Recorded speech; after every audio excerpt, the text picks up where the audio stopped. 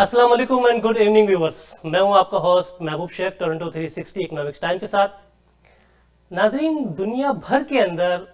जो है उसकी तरक्की का दारोमदार उसकी कंस्ट्रक्शन इंडस्ट्री से लगाया जा सकता है।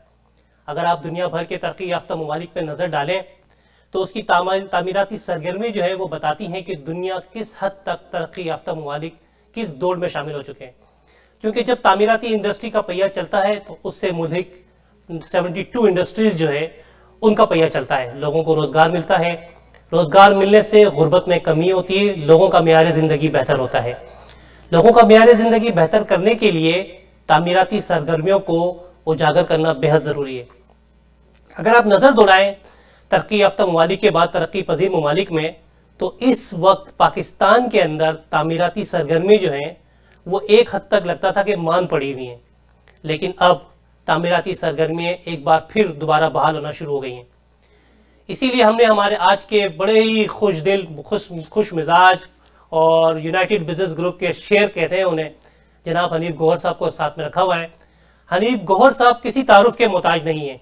हनीफ गौहर साहब साबिक नायब सदर हो चुके हैं federation of Pakistan chamber and commerce industry के, एसोसिएशन बिल्डर एंड डेवलपर्स आबाद के जो है वो साबिक चेयरमैन रह चुके हैं। उन्होंने वहां पर डिलीवर किया और आबाद से मुल्क जितने भी इनके बिल्डर्स हैं उनके मसाइल को हल किया। हनीफ गौहर साहब Gohar petroleum, Gohar group of companies के चेयरमैन हैं। हनीफ गौहर साहब का ताल्लुक CNG, petroleum, auto rickshaw, aviation industry समेत जो है Gohar exchange, Gohar real estate से भी है। गौहर साहब, हनीफ गौहर साहब, हम आपको टोरंटो 360 टीवी पे वेलकम करते हैं। जी बहुत शुक्रिया महबूब साहब, आपने मुझे लाइन पर लिया और मैं आपको वेलकम करता हूं। हनीफ गौहर साहब, पाकिस्तान के अंदर इस वक्त आप क्या समझते हैं कि आपकी जो बिल्डर्स बरादरी है उनके इस वक्त सबसे ज्यादा अहम मसाइल कौन से हैं जिनको आप समझते हैं कि अगर हल कर लिया जाए तो पाकिस्तान की तामीराती सरगर्मी जो है वो उरूज पे पहुंच जाए और पाकिस्तान को उसकी मद में खातिर खा रेवेन्यू जनरेट हो? देखें, इस इंडस्ट्री के लिए सबसे पहले तो मैं अल्लाह ताला का शुक्र अदा करता हूं कि 2 साल से गुज़िश्ता ये इंडस्ट्री पर बहरान था और पिछले 2 साल से इस इंडस्ट्री में खुसूसन कराची जो पाकिस्तान का हब है, जो 70% रेवेन्यू देता है पाकिस्तान को, वो कराची पर कदगन लगाई गई थी कि 2 साल से हाई राइज बिल्डिंग्स के ऊपर सुप्रीम कोर्ट ऑफ पाकिस्तान की तरफ से बैन था। शुरू में तो 2 मंजिल के लिए इजाजत दी गई, बाद में कोशिश करने के बाद ग्राउंड +5 की इजाजत दी गई। लेकिन आज हम अल्लाह ताला का शुक्र अदा करते हैं कि प्राइम मिनिस्टर इमरान खान की मुदाखलत के बाद मैं समझता हूं कि वो कदगन खत्म हुई और आज अल्हम्दुलिल्लाह पिछले कई दिनों से ये इजाजत मिली और जैसे पहले कानून के मुताबिक कराची में बिल्डिंगें बना करती थी, अब कानून के मुताबिक उसी तरह से बिल्डिंग बना करेंगी। देखिए, कंस्ट्रक्शन इंडस्ट्री, जैसे आपने अपने इंट्रो में कहा कि कंस्ट्रक्शन इंडस्ट्री हमेशा बैकबोन होती है किसी भी इंडस्ट्री की या किसी भी मुल्क की। कंस्ट्रक्शन इंडस्ट्री पाकिस्तान के अंदर भी अगर आप देखेंगे तो सेकंड लार्जेस्ट इंडस्ट्री है जॉब प्रोवाइडिंग में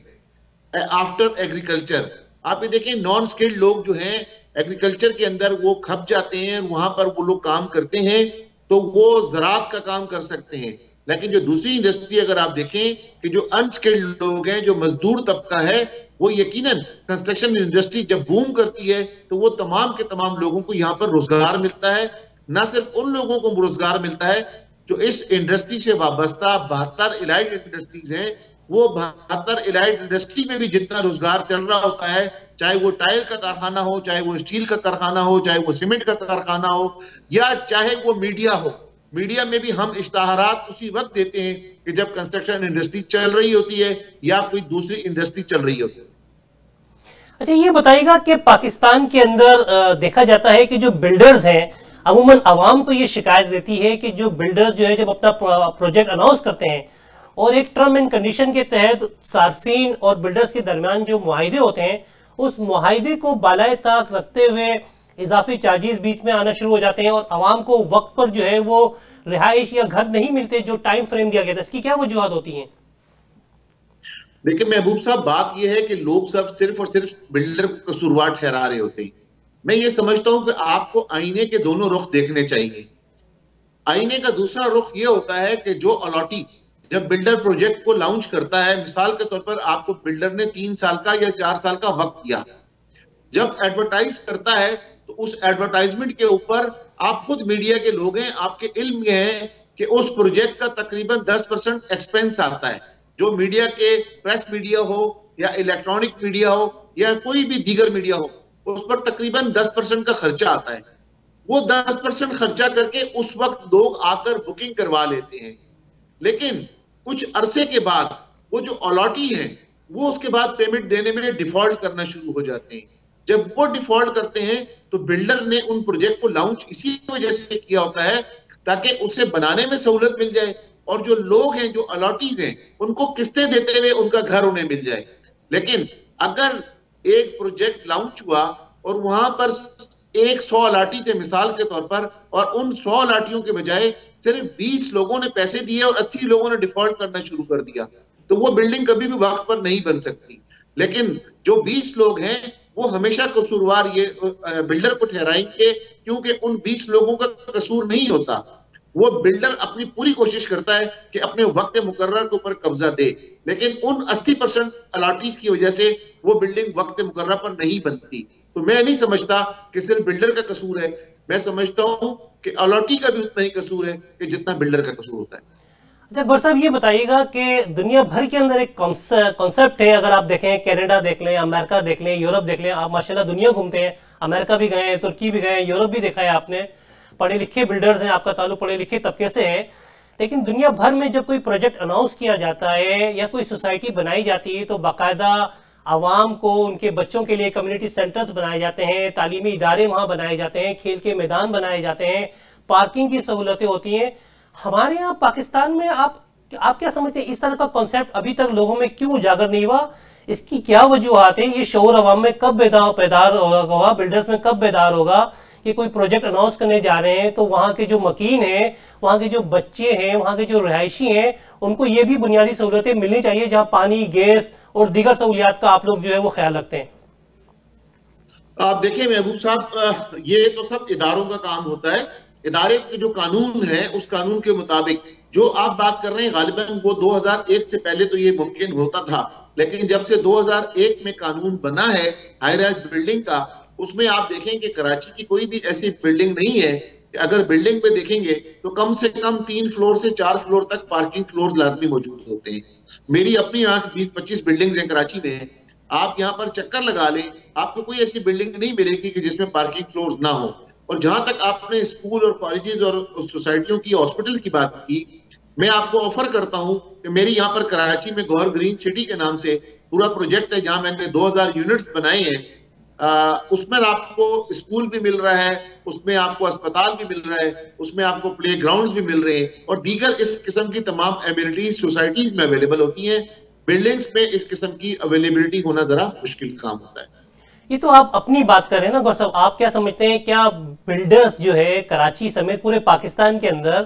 क्या जो नक्शे पास होते हैं उसके बाद वायलेशन नहीं करते, या जो वायलेशन है उस वायलेशन को नजरअंदाज करने के लिए आगे जो सतह पर, आला सतह पर जो है वो दीगर चैनल्स का इस्तेमाल नहीं करते? ये तो आप अपनी ही बात कर रहे हैं, मैं ऑल ओवर तमाम बिल्डर्स की बात कर रहा हूँ जो प्रोजेक्ट अनाउंस करते हैं, उनके हवाले से मैं आपसे बात कर रहा हूँ। देखिए, मैं समझता हूँ कि मैं बिल्डर्स की नुमाइंदगी इस वक्त कर रहा हूँ क्योंकि मैं रिप्रेजेंट करता हूँ अपनी एसोसिएशन आबाद को, तो मैं इस वजह से मैं ओवरऑल बात कर रहा हूँ, ना सिर्फ मैं अपनी बात कर रहा हूँ, अपनी तो मैं मिसाल दे रहा हूँ आपको क्योंकि मैं भी उन्हीं में से एक। लेकिन अगर आप दीगर बात करते हैं और लोगों की, तो मैं ये समझता हूँ कि जहां तक वायलेशन की बात है उसे वायलेशन नहीं कहा जाता। जो 20% है, जब आपका कानूनन में अलाउ है, जो बिल्डिंग बायलॉज है सिंध बिल्डिंग कंट्रोल अथॉरिटी के, उसके अंदर एक कानून है कि अगर आपने बिल्डिंग बनाते हुए वो 20% तक एक्स्ट्रा बन गई आपसे, या आपने साइजेस बेहतर करने के लिए आपने अपने रूम साइजेस उस वक्त बढ़ा लिए, तो फिर आपको कंपाउंड पेनल्टी लगा के वो रेगुलाइज हो सकती है। तो मैं समझता हूं कि वो अब लाजिम हो गया है यहाँ पर कराची में भी, पाकिस्तान में भी। उस वक्त तक कोई रजिस्ट्री नहीं हो सकती जब तक किसी बिल्डिंग का कंप्लीशन ना हो। अगर किसी ने ज्यादा वायलेशन की होगी तो डिपार्टमेंट उसका कंप्लीशन नहीं करेगा, और जब कंप्लीशन नहीं होगी तो जो सब रजिस्ट्रार है उसके नाम पर कभी रजिस्ट्री नहीं हो सकेगी। अच्छा, अभी आपने रिसेंटली एक बात की कि प्रोजेक्ट डिले होने की दूसरी वजह यह भी होती है, जो दूसरा रुख आपने हमें तस्वीर का दिखाया उसके तहत ये था कि आवाम की जानिब से भी जो है वो बर वक्त किस्तों की अदायगी नहीं की जाती, जिसकी वजह से प्रोजेक्ट डिले होते हैं। तो जहां तक मेरे इल्म में है, जब तक मैं पाकिस्तान में था और सहाफत से मुंसलिक था, तो एसोसिएशन बिल्डर एंड डेवलपर्स की जानिब से एक सेल बनाया गया था।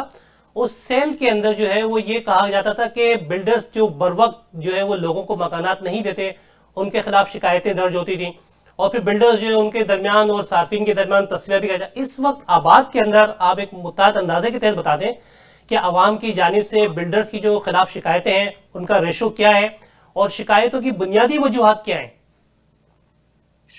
आप महबूब साहब ये देखें कि जो आप जिस सेल की बात कर रहे हैं वो कंप्लेंट सेल है आबाद का, और बड़ा ही एक्टिव सेल है। आप यकीन करें अगर रेशो वाइज देखें, अगर किसी बिल्डर की कंप्लेंट आती है तो वहां पर बिल्कुल ये नहीं देखा जाता कि ये बिल्डर की कंप्लेंट है या ये हमारा पेटी भाई है या हमारा कुलीग है। आप यकीन करें कि जो उस कमेटी में जितने भी लोग हैं वो यकीनन सब के सब मेरिट के ऊपर देखते हैं। अगर उस अलॉटी के हक में कोई बात होती है तो आप यकीन करें कि 80% जो फैसले हैं वो अलॉटीज के हक में होते हैं। अगर बिल्डर कब्जा नहीं दे रहा होता तो वो आबाद की कमेटी उसे कब्जा लेकर देती है। बिल्डर अगर रिफंड नहीं दे रहा होता तो वो कमेटी ही उसे पाबंद करती है कि इस अलॉटी का आप रिफंड करें। लेकिन मुताद्दिद शिकायतें इस किस्म आती हैं कि उनका अपना भी कसूर होता है, लेकिन वो बिल्डर के ऊपर इल्जाम लगा रहे होते हैं। अच्छा, मुझे इस वक्त बताइए कि पाकिस्तान का इस वक्त कराची मेगा सिटी है, पाकिस्तान का हब है, पाकिस्तान का इकोनॉमिक हब है कराची। इस वक्त कराची के अंदर कितनी मालियत के प्रोजेक्ट ऑन गोइंग है और उससे पाकिस्तान की इकोनॉमिक को कितना बूस्ट हासिल होगा? देखिए, इस वक्त तकरीबन जो ऑन गोइंग प्रोजेक्ट्स हैं वो तकरीबन 400 अरब रुपए के प्रोजेक्ट यहाँ पर ऑन गोइंग है, और जो अभी तक जो पाबंदी लगने की वजह से प्रोजेक्ट रुके हुए थे मुख्तलिफ डिपार्टमेंट्स में वो तकरीबन 600 अरब के प्रोजेक्ट हैं। तो आप ये देखें कि जब वो 600 अरब के प्रोजेक्ट अभी मार्केट में आएंगे तो वो तमाम की तमाम इन्वेस्टमेंट जो है तो इंजेक्ट हो जाएगी, और यकीनन उससे हमारी जीडीपी को फायदा होगा। जीडीपी रेशो इंशाल्लाह ताला बढ़ेगा, और कंस्ट्रक्शन इंडस्ट्री में जब बूम आएगा तो इससे मुतालिक जितनी भी इंडस्ट्रीज हैं इंशाल्लाह ताला वो सारी की सारी फ्लोरिश होंगी और तरक्की पाएंगी। अच्छा नीर साहब, पाकिस्तान के अंदर खासतौर पर हमने देखा कराची के अंदर बड़े बड़े मेगा प्रोजेक्ट अनाउंस हुए, जमीनें खरीदी गई, बहरिया टाउन का मामला आपके सामने है। मैं मजीद तफसील में नहीं जाना चाहता, सिर्फ मैं ये मालूम करना चाहता हूँ, जो बिल्डर प्रोजेक्ट अनाउंस करता है, अलाटीज जो है वो उसको खरीद लेते हैं, फिर एक फैसला उनके बरक्स आता है, वो जमीन वापस कर देने का हुक्म आता है। इस तरह अलाटीज में भी बेचैनी है, बिल्डर्स में भी कोई बेचैनी है। आप क्या समझते हैं, इससे पाकिस्तान की तामीराती इंडस्ट्री को नुकसान पहुंचता है और इससे कितनी मालियत का नुकसान पहुंचता है, अगर पहुंचता है तो? देखिए महबूब साहब, इससे तामीराती इंडस्ट्री के बजाय मैं समझता हूं कि उन मासूम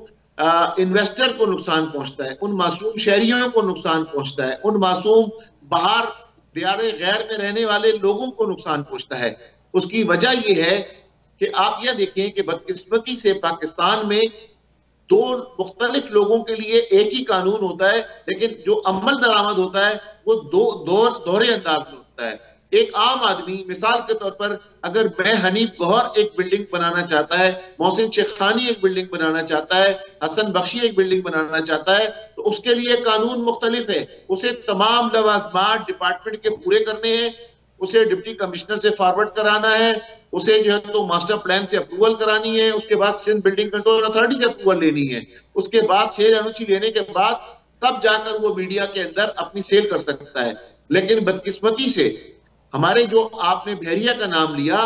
ये वही बहरिया है कि हमारे इदारों ने इनके साथ मिली भगत करके बहरिया के लिए कोई फॉरवर्डिंग की जरूरत नहीं, बहरिया के लिए कोई अप्रूवल की जरूरत नहीं, बहरिया के लिए कोई एनओसी फॉर सेल की जरूरत नहीं। तो जब ये दो कानून होंगे तो उसके बाद इंटरवीन सुप्रीम कोर्ट करेगा। तो ये सुप्रीम कोर्ट और ये हाई कोर्ट और ये नैब ने उस वक्त क्यों नहीं इंटरवीन किया कि जिस वक्त मासूम लोग इसमें पैसे इन्वेस्ट कर रहे थे, क्योंकि इसमें सारे के सारे सियासी लोग इन्वॉल्व थे, जो वक्त के साथ साथ आपके इल्म में आता जाएगा। हमें खुद अफसोस है और हम चाहते हैं कि उन मासूम लोगों के लिए कि जिनकी इन्वेस्टमेंट बहरिया टाउन के अंदर हुई है, उनके साथ इंसाफ होना चाहिए और उनको वहां पर मकानात मिलने चाहिए। अभी कोई ना कोई पेनल्टी लगाकर उस जमीन को रेगुलाइज कर देना चाहिए, ताकि बहरिया टाउन की जो भी सोसाइटीज लॉन्च हुई है, कम से कम उन लोगों को अपने अपने मकान मिल जाए और आइंदा से बहरिया टाउन को भी उसी कैटेगरी में लेकर आया जाए जैसे पाकिस्तान के दूसरे बिल्डरों को लाया जाता है। जगौर साहब, ये बताइएगा कि आबाद एसोसिएशन बिल्डर एंड डेवलपर एक बहुत बड़ा इदारा है जो पाकिस्तान के तमाम बिल्डर्स की नुमाइंदगी करती है। तो क्या वजूहात है कि जब आप कोई प्रोजेक्ट कोई बिल्डर अनाउंस करता है तो उसको आबाद की मेंबरशिप होना लाजमी है, और अगर आबाद की मेंबरशिप है तो क्या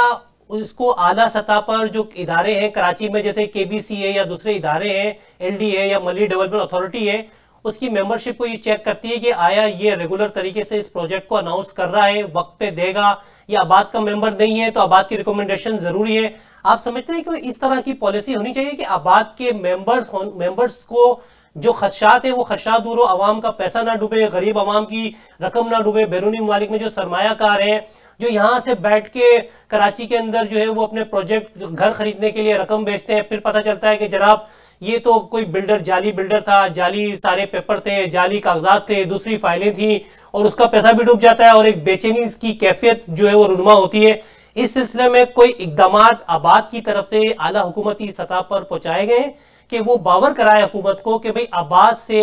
आबाद का मेंबर होना जरूरी है, कोई भी बिल्डर है अगर कोई प्रोजेक्ट अनाउंस करता है तो ऐसी शराइत कोई आप समझते होनी चाहिए? जी महबूब साहब, आपका बड़ा वैलिड सवाल है ये वाला, और मैं आपको बताता चलूं कि जहां तक कराची बिल्डिंग कंट्रोल अथॉरिटी का या सिंध बिल्डिंग कंट्रोल अथॉरिटी का सवाल है, तो वहां पर तो हमारी ये अंडरस्टैंडिंग आबाद की है कि जब तक आबाद का मेंबर नहीं होगा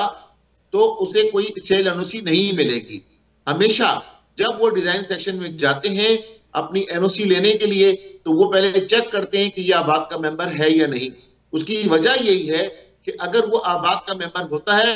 तो जो उस कंसर्न कंप्लेंट्स होती हैं वो आबाद की जिम्मेदारी हो जाती है कि आबाद अपने तौर पर उसे रिजॉल्व कराता है लोगों के साथ बैठकर। लेकिन बदकिस्मती से इस किस्म की सिचुएशन कंटोनमेंट बोर्ड में नहीं हुई हुई है, हमारे साथ डीएचए के अंदर नहीं हुई हुई, जबकि हमने कंटोनमेंट बोर्ड और डीएचए दोनों को ये गुजारिश की है कि अगर आपके एरियाज में भी कोई मेंबर काम करने आता है, कोई बिल्डिंग बनाना चाहता है, तो आप उसे मशरूत कर दें कि वो आबाद का मेंबर हो, ताकि आपके ऊपर से ये जिम्मेदारियां कम से कम हो जाएं। अगर वो हमारा मेंबर होगा तो हम उसके प्रॉब्लम अपने यहाँ बैठकर सॉल्व करेंगे, या अगर उसने कोई बददियानगी की तो हम उसे अपनी मेंबरशिप से खारिज कर देंगे। तो ये हम अलग ऐलान कई मरतबा अपनी अथॉरिटीज को कह चुके हैं कि आप आबाद की मेंबरशिप को लाजमी करें। और जहां तक लोगों की बात है तो मैं ये समझता हूं, मैं उन लोगों को मशवरा दूं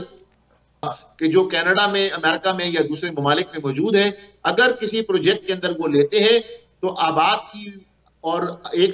की वेबसाइट और एक सिंध बिल्डिंग कंट्रोल अथॉरिटी की वेबसाइट पर जाकर चेक करें कि वो आबाद के मेंबर हैं। अगर वो आबाद के मेंबर होंगे तो मैं आपको 99.9% गारंटी करता हूं कि वो प्रोजेक्ट जरूर बनेगा और इंशाअल्लाह ताला वक्त मुकर्रर पर उनको मिल जाएगा। अच्छा गौर साहब, एक बात हमने बड़े करीब से महसूस की है कि पाकिस्तान के अंदर जो हमारे डिफेंस का इदारा है, जो पाकिस्तान की हिफाजत पे, सरहद पे मामूर जो हमारे अफवाज पाकिस्तान के लोग हैं, उनके नाम से बहुत सारे प्रोजेक्ट पाकिस्तान में बहुत सारे लोग अनाउंस करते हैं। पाक फजाइया आ गया, बहरिया आ गया, इस तरह बहुत सारे प्रोजेक्ट आ रहे हैं जिससे पाकिस्तान आर्मी अफवाज पाकिस्तान का कोई ताल्लुक नहीं होता। तो ये क्या कोई भी किसी भी नाम से पाकिस्तानी अफवाज पाकिस्तान नेवी या पाक फजाइया के नाम से अनाउंस कर सकते हैं इस तरह प्रोजेक्ट? जी, मैं समझता हूं कि ये इन सारी चीजों का इस वक्त सुप्रीम कोर्ट ऑफ पाकिस्तान ने एतराज उठा दिया है कि अफवाज पाकिस्तान का ये काम नहीं कि अफवाज पाकिस्तान इस तरह से ये सोसाइटीज को लॉन्च करे। उन सोसाइटीज को अगर लॉन्च करे तो उन सोसाइटीज पर भी ये लाजिम व मलजूम है कि उन सोसाइटीज को भी जो कंसर्न अथॉरिटीज हैं उनकी तमाम फॉर्मेलिटीज को पूरा करना चाहिए। आज हम देखें कि आज बहरिया टाउन का भी ये बम इसी वजह से फटा, आज बहरिया टाउन की भी ये गलतियां इसी वजह से नजर आई कि वो उन कंसर्न अथॉरिटीज से मंजूर शुदा नहीं थे। तो ये जो फजाइया के प्रोजेक्ट हैं, ये जो डीएचए के प्रोजेक्ट हैं, ये जो एएसएफ के प्रोजेक्ट हैं, ये तमाम के तमाम वो कहते हैं कि हमें किसी अथॉरिटी की जरूरत नहीं, हम खुद अथॉरिटी हैं। तो वो खुद अप्रूवल देते हैं। उन्हें चेक एंड बैलेंस को देखने के लिए कोई इदारा नहीं है कि उनका कोई इंजीनियर जाके उसे चेक कर सके कि ये बिल्डिंग या ये मकान ठीक बन रहा है। अगर किसी इदारे की सुपरविजन होगी तो उन अफसरान की जिम्मेदारी बन जाती है कि जब उन्होंने अप्रूवल दी है तो वो हर प्लिंथ के ऊपर, हर छत के ऊपर जाकर चेक करते हैं कि इसमें कोई खुदा ना खास्ता खतरे की अंदेशे की बात तो नहीं कि खुदा ना खास्ता इस बिल्डिंग को कल को कोई नुकसान पहुंचे। तो मैं ये समझता हूं कि अगर किसी इदारे ने करना भी है ये वाला काम, तो जो भी उस पाकिस्तान में उसकी कंसर्न अथॉरिटी है, Sindh building control authority, cantonment board या डीएचए की अपनी अथॉरिटी, उनसे मंजूर शुदा जरूर होना चाहिए। गौर साहब, एक बहुत ही अहम सवाल मैं आपसे करने जा रहा हूं कि पाकिस्तान के अंदर माजी में देखा गया कोऑपरेटिव सोसाइटी का बहुत बड़ा स्कैंडल आया, ताज कंपनी का स्कैंडल आया, लोगों के अरबों रुपए डूब गए। इसी तरह गवादर के ऊपर जो है वो माजी के अंदर एक बड़ा बूम आया हुआ था, लोग प्रॉपर्टी खरीदे थे, कागजी बुनियादियों पर था या क्या था मुझे नहीं पता इस वक्त गवादर के अंदर प्रॉपर्टी की क्या सूरत हाल है, और आप समझते हैं कि कोई इन्वेस्टर जो है वो गवादर या मुल्क के किसी भी हिस्से में कोई प्रॉपर्टी खरीदना चाहता है जो बैरुल मालिक में सरमायाकार बैठे हुए हैं या पाकिस्तान के अंदर, तो उसको सबसे पहले क्या चीज देखना चाहिए? महबूब साहब, उन्हें जैसे मैंने यहाँ पर सिंध बिल्डिंग कंट्रोल अथॉरिटी की बात की, केडीए की बात की, देखिए वहां पर जीडीए अवेलेबल है, गवादर डेवलपमेंट अथॉरिटी। जी हाँ, गवादर डेवलपमेंट अथॉरिटी की वेबसाइट मौजूद है। अगर कोई प्रोजेक्ट लॉन्च होता है तो उन्हें यह देखना चाहिए कि क्या ये गवादर डेवलपमेंट अथॉरिटी की एनओसी इनके पास मौजूद है, क्या जीडीए ने इन्हें अप्रूवल दी है या कोई एनओसी दी है। अगर जीडीए की एनओसी है तो मैं समझता हूं कि वो मुतमईन होकर वहां पर इन्वेस्टमेंट कर सकते हैं, क्योंकि गवादर अपकमिंग फ्यूचर है। सी पैक पाकिस्तान की शारक बन चुकी है, सी पैक पूरा पाकिस्तान में फैल चुका है। तो मैं ये समझता हूं कि अगर दियारे गैर में बैठे हुए लोग, ईमानदारी से पैसा कमाने वाले लोग आंखें बंद करके किसी पर भी एतबार न करें, वो जीडीए की वेबसाइट पर जरूर जाएं और वो चेक करें। अगर जीडीए का अप्रूव प्रोजेक्ट है तो कम से कम हुकूमत की जिम्मेदारी उसमें शामिल हो जाती है। इंशाअल्लाह ताला उन लोगों का नुकसान नहीं होगा। नाज़रीन, यहाँ लेते हैं एक छोटा सा कमर्शियल ब्रेक, जाएगा कहीं मत, stay with us just for few second. हम दोबारा कम बैक होते हैं और हनीफ गौर साहब से बातों का सिलसिला दोबारा जारी रखेंगे।